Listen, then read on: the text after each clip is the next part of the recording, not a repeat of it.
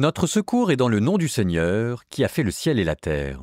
Aujourd'hui, avec Nombre chapitre 19, vous allez avoir l'impression d'un chapitre bizarre, où l'on parle de l'eau lustrale, que l'on pourrait aussi traduire par l'eau de souillure, et qui vous vient descendre d'une vache rousse. On se dit, mais qu'est-ce que ça vient faire là? Et on se dit, est-ce qu'on est encore parti pour un de ces fameux chapitres où on va nous parler de règles et de pureté, qui sont peut-être très bien il y a 3000 ans, mais enfin nous, en quoi ça nous concerne? Et c'est pour ça que mon commentaire d'introduction sera peut-être un peu plus long. En fait, pour moi, c'est le chapitre qui m'a le plus touché, alors que c'est le rite le plus bizarre. Parce que dedans, il va être question de quoi? Il va être question de la purification quand on touche un cadavre. Voilà, le rite qu'on va vous présenter, le rite de la vache rousse, sert, quand vous êtes à la maison et qu'il y a un cadavre chez vous, à vous purifier. Et là, vous pouvez penser aux morts que vous avez peut-être veillé chez vous. Je vous parlais hier de mon père. Nous, on a eu papa, on l'a veillé pendant 3-4 jours. Et dans ces cas-là, quand on est au contact avec un cadavre, pour dire les choses de manière simple, il y a un rite de purification qui va être présenté ici. Je vous cite le verset que vous allez entendre et qui pour moi est le plus important. Verset 14, « Voici la loi, quand un homme meurt dans une tente, je saute un peu, pour cet homme impur, on prendra de la cendre provenant du brasier du sacrifice pour la faute, etc., etc. » Donc ce rite qui est déjà touchant parce qu'il nous rappelle l'expérience de la mort que nous pouvons faire autour de nous. On a tous enterré des gens, on a tous vu un cadavre dans notre vie. Et si jamais c'est pas encore fait, malheureusement ça viendra un jour et puis vous apercevrez que ça fait partie de la vie. Donc là on en parle, donc c'est déjà touchant. Mais dans le contexte du livre des Nombres, ça devient carrément tragique. Il y a déjà 14 000 personnes qui sont mortes à cause de la colère de Dieu et qu'il règne dans ce camp dans le désert comme une odeur de mort. Et c'est que le début. Il y a 600 000 personnes qui vont mourir. Donc ce rite que l'on va décrire, laissez-moi vous dire qu'il va être utilisé dans le désert. Ce désert, ça va devenir un charnier ou un cimetière. Et maintenant, avec ce rite conclusif, vous est donné la structure globale des 4-5 derniers chapitres que l'on vient d'écouter. Et ça vous raconte maintenant une toute autre histoire. Écoutez. Chapitre 14, on vous a dit qu'il y aurait des cadavres, que vous n'entrerez pas. Et maintenant, chapitre 19, on vous dit comment s'occuper des cadavres. Et entre les deux, vous avez eu, de part et d'autre, un volet législatif pour les questions de pureté et d'impureté, Dieu qui redonne ses lois. Et au centre de tout ça, vous aviez la révolte contre Aaron et Moïse et ce fameux épisode du bâton qui refleurit. Comme si il avait fallu contenir la révolte, parce qu'elle était vraiment source d'impureté, qu'on l'avait encadrée par 2 volets législatifs, qu'on l'avait à nouveau encadré par une question de mort et de purification du cadavre, et au milieu de tout ça, le bâton d'Aaron qui refleurit au milieu de la révolte et des cadavres. Et vous voyez comment est-ce que là, quand vous avez cette structure-là en entier, ça vous raconte une toute autre histoire, tous ces passages. La figure majestueuse du grand prêtre qui doit offrir un sacrifice d'expiation et qui un jour sera le symbole de la résurrection. Et maintenant que vous avez devant vous cette grande structure qui vous permet de mieux comprendre le mouvement d'intelligence du texte, ce rite de purification du cadavre que vous allez entendre, lui aussi prend une nouvelle signification. Parce que ce rite, il veut dire quoi? Ce rite, si jamais vous regardez bien, et on le regardera, ça veut dire que Dieu n'oublie pas les morts, ni ceux qui s'en occupent.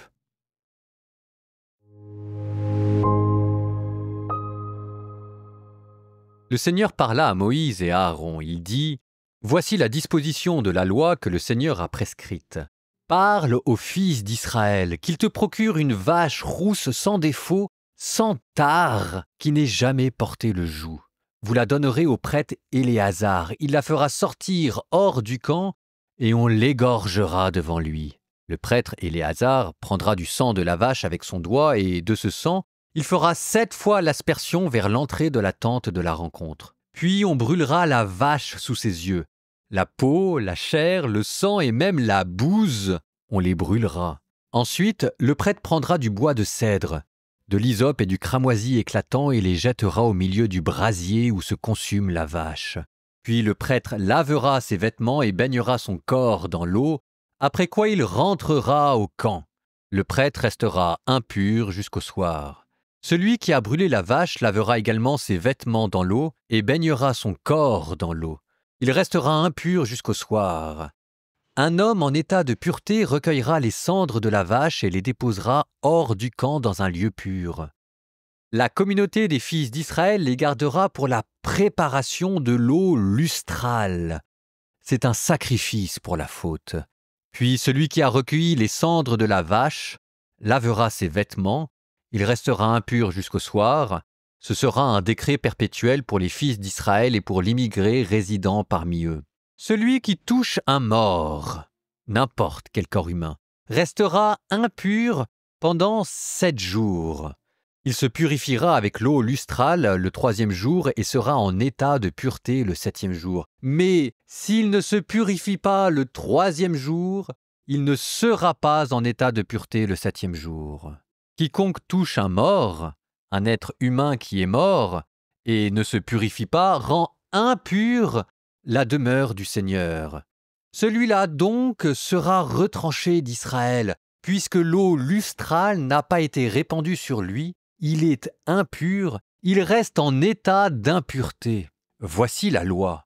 Quand un homme meurt dans une tente, quiconque entre dans la tente restera impur pendant 7 jours, ainsi que tout ce qui se trouve dans la tente. Tout récipient ouvert, non fermé par un couvercle, sera impur. Celui qui, dans un champ, touche une victime de l'épée, ou un mort de mort naturelle ou des ossements humains, ou encore un tombeau, celui-là restera impur pendant 7 jours.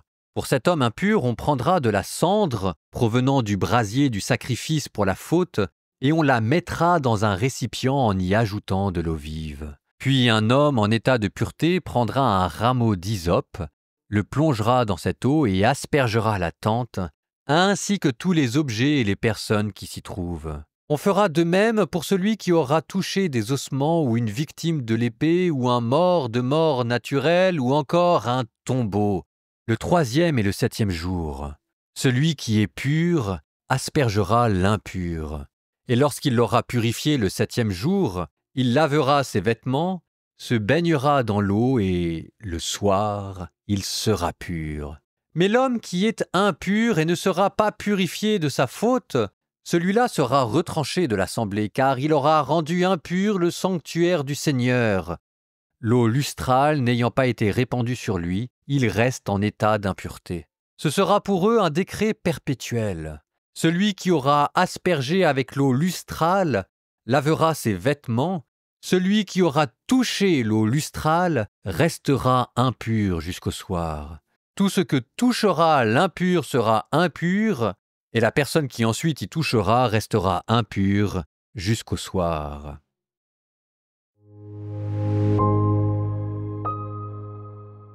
Peut-être avez-vous noté la figure d'Éléazar, le fils d'Aaron qui commence à remplacer son père, le temps qui passe au désert, la première génération qui a déçu, en même temps Dieu qui réinstaure ceux qui se sont vus contester.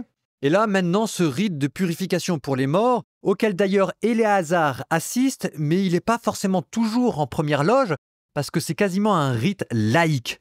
Les morts, c'est chez vous que vous les avez. Il n'est pas question de les amener au temple, mais là, vous avez une manière de raccorder ce rite domestique de purification à la grande liturgie du temple à venir à travers cette figure de Éléazar, grand prêtre.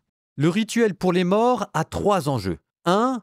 Comment gérer cette présence coexistante à quelques mètres près d'une puissance de vie extrême avec une absence de vie extrême. C'est toujours notre histoire de réacteur nucléaire dont il faut à tout prix éviter les courts-circuits et réparer la brèche pour éviter le drame. Ensuite, nouvel enjeu, c'est la séparation entre le monde des morts et le monde des vivants.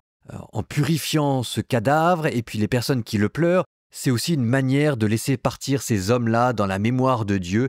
Ils n'appartiennent plus au monde des vivants. Et puis 3e enjeu, gérer le deuil des gens. L'émotion, la tristesse, et que leur donner quelque chose à faire est aussi un moyen pour eux d'exprimer leurs pleurs. Le rite que nous venons d'entendre, c'est juste la rubrique ou la partition, mais il faut imaginer derrière les gens qui sont en train de pleurer en même temps qu'ils accomplissent ce rite de la vache rousse. Le style est très impersonnel, mais c'est justement le style biblique pour ne pas rajouter une surcharge d'émotions là où il y en a déjà suffisamment. Tout le monde est en train de pleurer dans ce chapitre. Alors, quitte à rester dans cette émotion, je vais mettre de côté d'un instant mes notes de bas de page qui m'expliquaient le pourquoi du bois qui avait un rôle détergent, pourquoi l'hysope qui pouvait absorber comme une éponge l'eau, pourquoi une histoire de vache.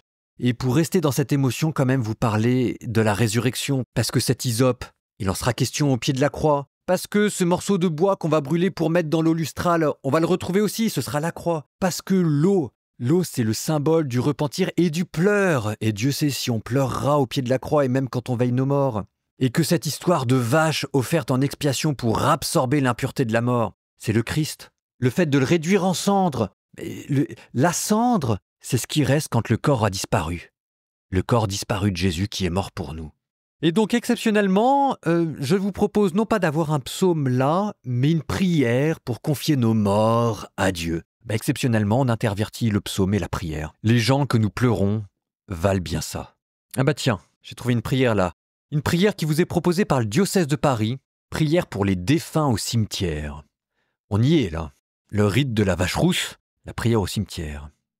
Au nom du Père et du Fils et du Saint-Esprit, nous te prions, Seigneur, toi qui es la résurrection et la vie, donne aux morts de reposer en paix dans ce tombeau jusqu'au jour où tu les réveilleras, pour qu'ils voient de leurs yeux dans la clarté de ta face la lumière sans déclin, toi qui règnes pour les siècles des siècles. Amen.